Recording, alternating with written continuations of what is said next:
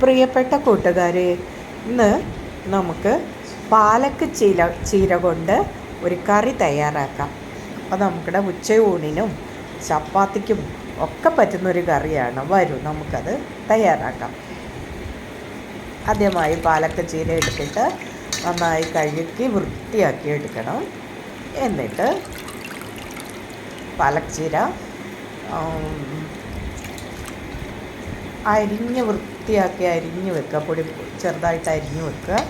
കഴുകി നല്ല വൃത്തിയാക്കിയതിന് ശേഷം വേണം അരിയാൻ.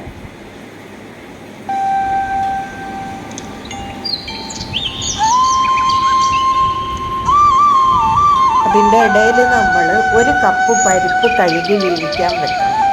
അത് വെന്ത് വരുമ്പോഴേക്കും നമുക്ക് പാലക്ക് ചീര അരിഞ്ഞെടുക്കാം. അതിൻ്റെ കൂടെ കുറച്ച് പച്ചമുളകും വേണം.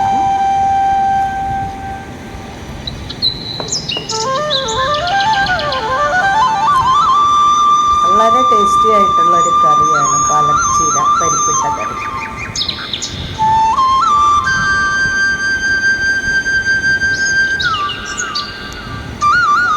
അപ്പോൾ നമ്മുടെ പരിപ്പൊക്കെ വെന്ത് കാണും.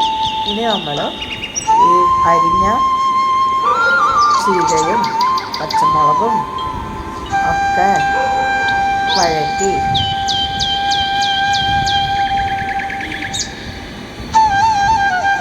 വേഗം പണികളൊക്കെ ചെയ്തത്.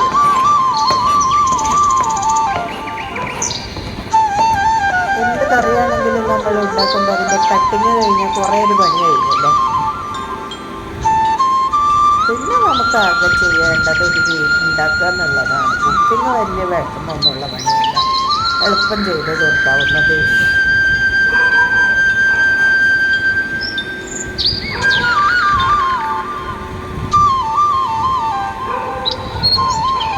വളരെ രസകരമായ ഒരു ജോലിയാണ്. നമ്മൾ ഹെൽത്തി ആയിട്ടുള്ള ഫുഡുകൾ ഉണ്ടാക്കി കഴിക്കണം. അപ്പോൾ ഇലക്കറികൾക്ക് അതിൽ വളരെയേറെ സ്ഥാനമുണ്ട്. അപ്പോൾ ഹെൽത്തി ഫുഡ് കൾച്ചർ നമ്മൾ വളർത്തിയെടുക്കേണ്ടതാണ്.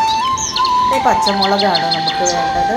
കുറച്ച് നേരത്തെ വെള്ളത്തിലിട്ട് വെച്ചതാണ്. അപ്പോൾ അത് കഴുകി എടുക്കുന്നുണ്ട്. ഒരു 4-5 പച്ചമുളക് എടുക്കുക. നല്ല എരിവുള്ളതാണെങ്കിൽ ഒരു 3 എണ്ണമൊക്കെ മതി. ഇപ്പോൾ ഒരു 4-5 എണ്ണം ഞാൻ എടുത്തിട്ടുണ്ട്. ഇത് കുറച്ച് വാടിയ ഒരു പച്ചമുളകാണ്. കൂടെ വലിയ ഒരു സവാളയും കൂടി എടുത്തിട്ട് പൊടിയായി അരിഞ്ഞെടുക്കുക.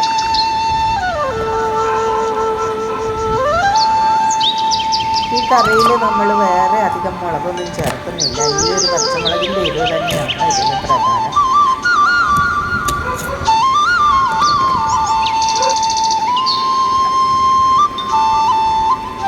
നമ്മളുടെ കട്ടിങ്ങൊക്കെ ഏതാണ്ട് കഴിഞ്ഞിരിക്കുകയാണ്. പിന്നെ നമ്മൾ കുക്കിങ്ങിലേക്ക് കടക്കുകയാണ്. പരിപ്പൊരു ഭാഗത്ത് വീഴുന്നുണ്ട്. അപ്പോൾ നമ്മുടെ കട്ടിങ്ങൊക്കെ കഴിഞ്ഞാൽ വലിയൊരു പണിയാണ്ട് കഴിഞ്ഞില്ലേ. ഒരു തിരക്കിട്ടിട്ട് നമ്മൾ ചെയ്യേണ്ട ഒരു പണിയാണ് കട്ടിങ്. അത് കഴിഞ്ഞു. എനിക്കിഷ്ടമാണ് കറിക്ക് ഇങ്ങനെ മുറിച്ച് വെച്ചത് കാണാൻ. നല്ല രസമുള്ളൊരു കാഴ്ചയാണ്. പല കളറ്, ഉള്ളിയുടെ വയലറ്റ് കളറ്, പാലക്ക് ചീരയുടെ നല്ല പച്ച നിറം. ഇതിലേക്ക് നമ്മൾ 1 മുറി തേങ്ങ, 1/4 ടീസ്പൂൺ ജീരകം കൂട്ടിയിട്ട് അരച്ചെടുക്കണം. നന്നായിട്ട് അരച്ചെടുക്കണം. ആവശ്യത്തിന് വെള്ളമൊക്കെ ഒഴിച്ചിട്ട് അരച്ചെടുക്കും.